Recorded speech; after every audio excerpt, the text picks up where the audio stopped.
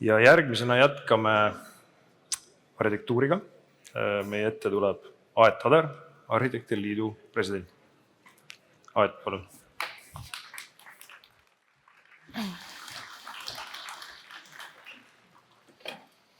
Tervist! Tulge palun kogunege saali. Siin enne kui kõik on jõudnud istet võtta, siis võib-olla klatikski ühe asja ära, et siin Rainer Saksale kommentaariks, et Ukrainas ei ole siis STEV-iga rajatud mitte ainult lasteaed, vaid ehituses on peremajad, mis siis on selline orbude kodu tüpoloogia, millele toimus arhitektuurivõistlus. Arhitektuurivõistlus oli siis STEV-i, Arhitektide Liidu ja Kultuuriministeeriumi koostöös ja tegemist on tüüpprojektiga, mille võitsid Dagopen arhitektid koostöös Ukraina arhitektidega ja mõte ongi, et seda tüüpprojekti saab ehitada võimalikult mitu korda Ukrainasse. Ja lisaks sellele viibisime me Arhitektide Liiduga ise just hiljuti siin septembri lõpus, oktoobri alguses Ukrainas ja korraldasime 2 linnafoorumit. Et kui siin Rainer Saks andis ka soovituse, et kohal olla tuleks juba praegu, koostööpartnerid võiks hankida juba praegu, siis tegelikult sellised head Ukraina arhitektid, head Ukraina organisatsioonid on seal poolel täiesti olemas ja see koostöö juba toimub. Ja kommentaariks sellele, et kas on mõtet rajada ühte lasteaeda või on kas on mõtet teha linnafoorumit, mis mõtleb nendele teemadele, et kuidas üles ehitada, siis jah, meie vastuvõtt ukrainlaste poolelt oli äärmiselt soe ja tegelikult hinnatakse iga meie riigi ja meie professionaalide panust koha peal. Aga nüüd ma lähen ettekande juurde. Siis nagu te kõik teate, jah, väga suur osa meie ehitatud keskkonnast, hoonetest pärineb varasemast ajast, ehk siis 84% hoonetest on ehitatud enne aastat 90. Ja võib ka siis juba selle üle arutada, et kas aastast 90 ehitatud hooned, võib-olla need ka juba hakkavad sinna renoveerimisjärku jõudma. Et ühesõnaga, millest me räägime, kui me räägime vanast või uuest.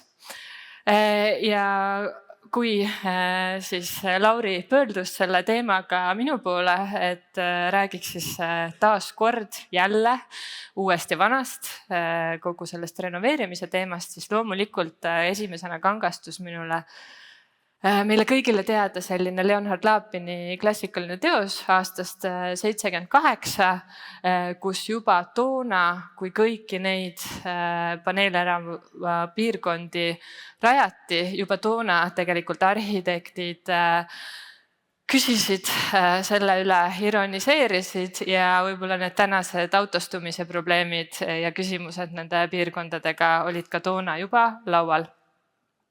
Eks olemasoleva ruumipärandi mõtestamine ongi väga loogiline jätkuv protsess. Seda on tehtud enne meid ja seda teeme meie ja samamoodi mõtestame me seda, mida me täna üldse ehitame. Ja isiklikult on teema äärmiselt hingelähedane, et olen olnud seotud kunagi Tallinna arhitektuuribiennaali kureerimisega, mille teema oli taaskasutades Nõukogude ruumipärandit. Täna on siin räägitud väga palju eluhoonetest, aga me ei tohiks ära unustada, et meil on ka päris suur hulk mitteeluhooneid, mille puhul on tegemist äärmiselt kvaliteetse arhitektuuriga. Et käsi püsti, kes siin teab, mis hoonega tegu on. Päris hea hulk tegemist siis on Eesti Kommunistliku Partei Keskkomitee peahoonega, ehk siis täna teada kui Välisministeerium.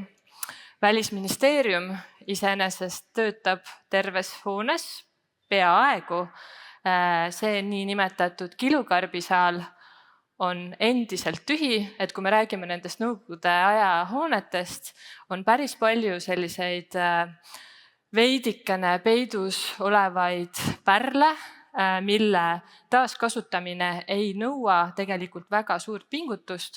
Näiteks sellesama suurepärase saali puhul oleks vaja paigaldada sinna elekter ja evakuatsiooniteemad ära lahendada ja minu hinnangul on tegemist nii kvaliteetse arhitektuuriga, et see siselahendus, need kilukarbid, need kärgtellisest akustilised seinad, ma arvan, et see hüpar, betoon, koorik, lagi, need kõik asjad tegelikult toimivad juba päris hästi. Ja tollal ka selle biennaali raames me selle saali saime kasutusele võtta. Ja siis loomulikult eluhooned, et eks nendega on ka samamoodi, et väga palju mõtteid on välja käidud. Ma arvan, et need mõtted on kohati ka korduvad. Näiteks siis sama Tallinna arhitektuuribiennaali Õismäe võistluse võidutöö. Meil oli žüriis Bjarke Ingels ja saadeti rohkem kui 80 tööd. Valiti välja selline töö, mille mõte oli see, et kuidas me saaksime nende paneelelamute piirkonnad siis rohkem elavamaks, kuidas me saaksime tegeleda esimese korruse tasapindadega, kuidas seda monofunktsionaalsust lõhkuda, kuidas teha need jalakäijale sõbralikumaks, kõik need samad teemad põhimõtteliselt, millest me räägime siin igapäevaselt. Ja see sama küsimus on ikkagi jõus, et kuidas seda kõike skaleerida. Ma pikalt ei peatu, Raivo Rand, ma arvan, tegi juba päris hea sissevaate sellesse, et minu hinnangul ka on siin tehtud sellist edasiminekut tehnoloogia suunas. Ma arvan, et need näited, mida Ivo Jaanisoo ka näitas, on tehnoloogiliselt väga head, selline siis tehasepõhine renoveerimine on hea kvaliteediga, aga ma näen, et arhitektuuri kvaliteedis, just selle nagu renoveerimise ja mõtestamise kvaliteedis saaks ikkagi veel tugevalt tööd teha. Ehk siis see, et kuidas me saaksime elukeskkonna kvaliteeti nendes paneelelamu piirkondades parandada, kuidas see ruum elukeskkonnana muutuks paremaks, inimväärsemaks, kuidas me saaks päriselt seda paneelkade siis arhitektuuri kvaliteetselt lahendada ja kuidas seda teha suuremas mahus, et need küsimused on üleval. Ja et ma ainult Eesti näidetega ei piirduks, toon ühe näite siis siit tegelikult hiljutiselt Tallinna arhitektuuribiennaalilt, et siin hiljuti oktoobris toimus arhitektuuribiennaal, mille teema seekord oli ressursid tulevikuks. Ja Brüsseli piirkonna peaarhitekt Christian Borré tõi häid näiteid siis sellest, et mida Brüsselis tehakse. Ja võin öelda, et tegelikult Lääne-Euroopa on juba teel sinna suunas, et nad soovivad aina rohkem taaskasutada olemasolevaid hooneid, materjale ja minust oli üks väga huvitav mõte tal, et tema ütles, et nad on jõudmas sinna, et kui täna on see, et selleks, et midagi uut ehitada, peab läbima tohutu sellise ehitusloa protsessi ja kõik sellised väga tehnilised bürokraatlikud protsessid, siis tegelikult nemad tahaksid rohkem mõtestada seda, et mida lammutatakse, et kas me ei peaks lammutamise puhul rohkem põhjendama, et mil määral, mida ja kuidas me lammutamine, et kas täna lammutamine ei ole liiga lihtne. Muidugi tuleb silmas pidada, et siin on Brüsseli kontekst, et loomulikult kuskil Eesti kahanevatel äärealadel ei ole mõistlik võib-olla lammutamist liiga keeruliseks teha, aga see ressursside teema on. Ja siis lihtsalt üks näide sealt samast Brüsselist, Aqva arhitektid, head kolleegid, kes väga väikese eelarvega selle projekti läbi viisid. Tegemist on siis ühe endise kontorihoonega, see oli ühe farmaatsiaettevõtte kontorihoone, mis muudeti see projekti ehituse eelarve, oli 860 000, muudeti siis kontorihoone kooliks ja seda tehti nii, et selle hoone põhikarkass jäeti alles, aga sisemuses kogu siseloogika muudeti ümber, pluss siis tehnosüsteemid ja nii edasi. Et mõned pildid ka siit, see on siis lihtsalt rääkimaks sellest, et see hoonete funktsionaalne ümberkohandamine on iga päev ja et seda on võimalik teha ka mitte liiga priiskavaid eelarveid silmas pidades. Nii nagu Jürgen Einpaul siin välja ka tõi, kvaliteetne arhitektuur on ajas kestev. Ehk siis kui me mõtleme seda, et kui me nüüd hüppame sellest nõukogude perioodist tulevikku, mis võiks ajas kestma jääda, kahtlemata see on kvaliteet. Aga küsimus on selles, et kas täna me seda kvaliteeti päriselt ka tellime, kas see kvaliteet on meil sellise ühiskondliku kokkuleppena, tellimusena kokku lepitud, et siin juba varasemalt ruumiloome ekspertrühma siis ühe tulemina valmisid kvaliteetse ruumi aluspõhimõtted ja põhimõtteliselt sarnaseid asju kirjeldab ka Davosi kvaliteedi kriteeriumite süsteem. Et see on siis 8 põhimõtet, mis on paindlikkus, mitmekesisus, esteetiline kvaliteet ja nii edasi. Sellised meile kõigile teada tavapärased asjad, aga mina ütleks, et täna süstemaatiliselt me neid kvaliteete liiga palju ei telli. Aga selleks, et kvaliteedist saaks norm, on vaja seda väga selgelt ka tellida. Ja mida siis teha saaks? Kõigepealt kohalike omavalitsuste tasandil on näha seda, et näiteks Stockholmi linn on väga selgelt sõnastanud oma linna arhitektuuripoliitikas kvaliteedi ühe eesmärgina. Nad ei ütle, et iga uus rajatav objekt peaks olema selline staarobjekt, vaid nad just näevad seda, et ka suurem osa hoonetest peaksid olema kvaliteetsed. Nad ei pea olema sellised esiletükkivad, nad peaksid olema võib-olla keskkonda sulanduvad, tasakaalukad, kuid siiski kvaliteetsed ehitised. Ja nüüd tulles omavalitsustest riigi tasandile, siis ma arvan, et on Eesti jaoks ülioluline, et ka ehitusseadustikus tulevikus oleks kvaliteedi mõiste sees. Keskkonnasäästlikkuse põhimõtted seal juba on, näiteks taaskasutus ka ühe põhimõttena ilmselt võiks tulla, aga taaskasutus iseenesest ei tähenda kohe kvaliteeti, ehk siis needsamad Davosi kriteeriumid võiksid olla ehitusseadustikus ühtede selliste baaspõhimõtetena nimetatud.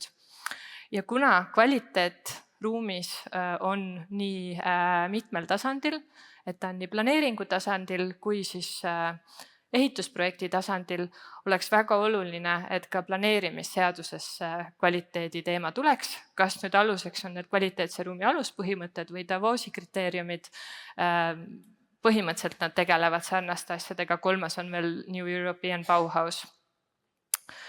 Ja siis lisaks sellele, et seadustes kvaliteet võiks olla sõnastatud, on väga oluline, et inimesed üldse aru saaksid, et mida seadused ütlevad.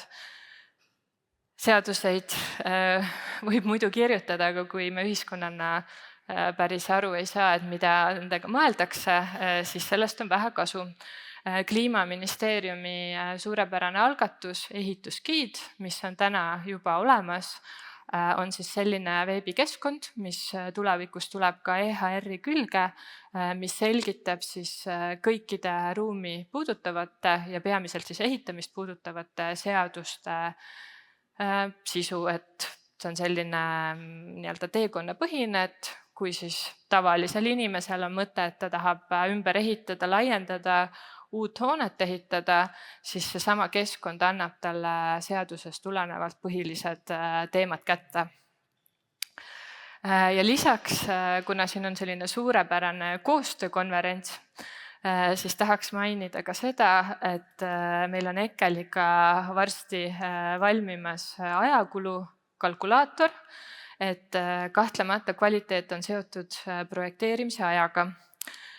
Seda kalkulaatorit veel laivis ei ole, aga selle mõte on olnud see, et koondadagi siit väljalt tervikuna see teadmine, et mis projekteerimisetapid kui palju aega võtavad ja selle keskmine on võimalik sealt kalkulaatorist välja võtta. Et seal siis saab erinevaid linnukesi panna, et kas tegemist on hoone ja väliruumiga või ainult ühega nendest, mis funktsiooniga on tegu, milliseid hoone projekteerimise osasid soovitakse, milliseid etappe soovitakse, eskiis, eelprojekt, põhiprojekt, tööprojekt ja seesama kalkulaator annab indikatsiooni, kui palju töötunde keskmiselt selleks kuluda võiks. Nii et jällegi kvaliteet, seda mõjutab mitmel tasandil väga mitu asja. Ja loomulikult siis tahaks siinkohal tervitada veel Kati Tamptikut, et kui on küsimus, et kes seda ruumi kvaliteedi tervikvaadet hoiab, siis loodan, et 1. jaanuarist 2025 siis Maa- ja Ruumiamet saab olema üks väga oluline asutus, kes tegelikult seda tervikut just riigi tasandil koos hoiab. Ja nii nagu me oleme Arhitektide Liidu puhul ise tajunud, et meiega tullakse koostööd tegema ja me üritame selle koostöö puhul, näiteks kui selleks on arhitektuurivõistlused, jälgida seda, et protsess oleks korrektne, et töötasud oleksid korrektsed, et nii-öelda võimalikult palju kvaliteeti tagaks see näiteks arhitektuurivõistlus ise, siis ma usun, et järgmisest aastast Maa- ja Ruumiametiga koostöö saab olema kvaliteedimärk, et sinna hakkavad need kompetentsid koonduma, kes tegelikult selle laiema tervikpildiga saavad konsulteerida just näiteks kohalikke omavalitsusi. Et see oleks minu poolt lühidalt kõik, aitäh!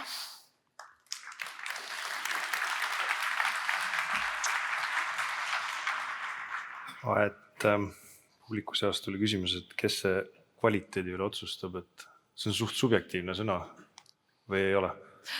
No päris subjektiivne ta ei ole, sest et kui me mõtleme nendele kvaliteedikriteeriumitele, siis see, et kas ta on keskkonnasõbralik, põhimõtteliselt seda me saame täna kaudega mõõta juba, kas ta sobitub konteksti, seal teatav subjektiivsus on, aga üldiselt need on ikkagi sellised kaalutavad, nagu kuidas öelda, mõõdetavad või kaalutavad omadussõnad. Sa näitasid seda ehitusgiidi, et kas äkki Arhitektide Liit peaks tegema sellise arhitektuurse ilugiidi, et nagu inimestele lihtsas sketšidega seletada, et mis on siis see ilumõõde arhitektuuris või? Kvaliteet. Lauri, nüüd sa oled küll väga libedal teel, sellepärast, et just tahaks seda öelda, et tegemist ei ole ainult iluga, et jällegi viidates siin võib-olla eelkõnelejatele, et kui Jürgen Einpaul tõi välja need Krulli lahendused näiteks ja seal oli kõrvutatud 2 tehasehoonet, et kui on see Krulli üle 100 aasta vanune nii-öelda põhimõtteliselt ka selline toonane viilhall on ju, versus siis see tänane viilhall. Et ma arvan, et me ei räägi siin ilust, vaid me tegelikult räägimegi sellest, et kas sealt on midagi võtta tulevikuks. Ja seal mängib muidugi asukoht ka päris palju, kui see viilhall oleks mitte Kalamajas, vaid kuskil mujal, siis ma arvan, Või tegemist ei ole ka viilhalliga, põhimõtteliselt tööstushalliga on ju. Jah, seda ma tahtsin ka ausalt küsida, et sa näitasid neid, ühesõnaga tegelikult mida me täna räägime, enamasti on korterelamute renoveerimine ja nende arhitektuurne kvaliteet, olgem ausad, on 0. Kind of, on ju. Aga kui sa näitasid neid mitte-eluruume, mis Eestis tollel ajal ehitati, siis tegelikult nad lagunevad suuresti, me ei väärtusta neid, sa just näitasid seda Välisministeeriumi taga olevat ruumi. Miks see nii on? Miks me ei suuda, sest osad on sellest arhitektuurist, võiks isegi öelda, on maailmatasemel, kui ta oleks kvaliteetsest materjalidest ja võib-olla esile toodud nagu paremini. või ma panen kas sa mööda? viitad linnahallile? Kusjuures ei viita isegi linnahallile, tegelikult neid hooneid on päris mitmeid ju, mis võib-olla ei peaks kogu seda hoonet, jah, tal on mingi monumentaalne side mingisuguste võib-olla teemadega, mida me ei taha nagu mäletada, aga kas me suudame üldse üle saada sellest või me lihtsalt peamegi leppima, et me laseme neil laguneda ja that's it? Okei, siis ma tahaks klattida 2 asja. Esiteks, ma arvan, et seda ei ole täiesti nii, et nendes nõukogudeaegsetes kortermajades kvaliteeti ei ole. Kvaliteet mingil määral seal on. Ma arvan, et näiteks need korteriplaanid on suhteliselt detailselt läbi töötatud. Küsimus on see, et kas nad tänastele standarditele vastavad, et kas toona see, ma ei tea, istevanniga üliminimaalne vannituba vastab tänastele kuidas öelda, tänasele elule või siis üliminimaalne köök, et kui oligi mõeldud, et iga õhtu süüakse sööklas, et lihtsalt need ei vasta võib-olla tänasele meie elumudelile. Kui nüüd tulla nende avalike või nii-öelda mitte eluhoonete nagu puhul, siis ma arvan, et need on suht nagu keerukad teemad, et asukoht, sa mainisid ise, et kui meil on näiteks ülikvaliteetsed kolhoosikeskused Lõuna-Eestis täna sisuliselt põllul, siis nad on natuke võrdsed kunagiste mõisatega, et see arhitektuur võib olla suurepärane, aga seda mõisa nii-öelda üleval pidada ja seda mõisa korda teha on paras katsumus, et need on need põhjused. Me peame siis ära ootama lihtsalt, kuni see generatsioon vahetub, et vaata, see on järgmine küsimus on nagu sellele, et kas on võimalik, ühesõnaga, et kas on mõtet parandada neid korterelamuid, et see tundub natuke siuke nagu, et nagu mingile vanale Bemmile paneme nagu mingid hästi hullud väljed ja mingi hullu sound system'i peale, aga ta on ikkagi see vana Bemm, et kuigi need on ka ägedad juba vaikselt, et me peame just ära ikkagi ütleks selles suhtes, et võtta kvaliteet, et Lillepaviljon, Tuljaku restoran. Oled käinud Tuljaku restoranis? Okei, päris hea. Et ta ei ole päris see vana Bemm, et ta, selles suhtes vana Bemm on ka juba moes, aga et see, ma ütleks, et see mingi kvaliteet võib-olla isegi ületab selle stigma ja tõsi ta on, et eks see stigma ajapikku lahtub. Okei. Kurat, me võimegi niimoodi jääda rääkima siin, aga me vist peame edasi minema. Aitäh! Aitäh!